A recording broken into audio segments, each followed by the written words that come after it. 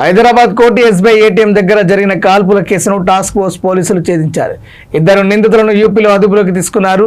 జనవరి 31న ఇద్దరు దుండగులు కాల్పులు జరిపిన సంగతి తెలిసిందే. నిందితుల కోసం ఇతర రాష్ట్రాలు ముమ్మరంగా గాలించి యూపీకి చెందిన ముగ్గురితో పాటు హైదరాబాద్కు చెందిన ఓ వ్యక్తిని నిందితులుగా టాస్క్ ఫోర్స్ పోలీసులు గుర్తించి గాలించారు.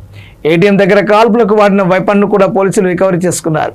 యూపీకి చెందిన నిందితులు A1 Farooq Khan, A2 Farooq, A3 అబిడ్లు ప్రస్తుతం ఓ కేసులో కోర్టులో సరెండర్ అయ్యారు. నిందితులకు షెల్టర్ ఇచ్చిన చాంద్రాయణగుట్టకు చెందిన A4 తయూబ్ పోలీసుల అదుపులో ఉన్నారు. ఎస్బీఐ దగ్గర జరిగిన కాల్పుల ఘటనలో A1, A2లు దోపిడీకి పాల్పడగా A3గా దోపిడీకి ప్లాన్ చేశాడు. A4గా ఉన్న తయూబ్ ఇద్దరు నిందితులకు ఆశ్రయం కల్పించినట్టు పోలీసుల దర్యాప్తులో తేలింది.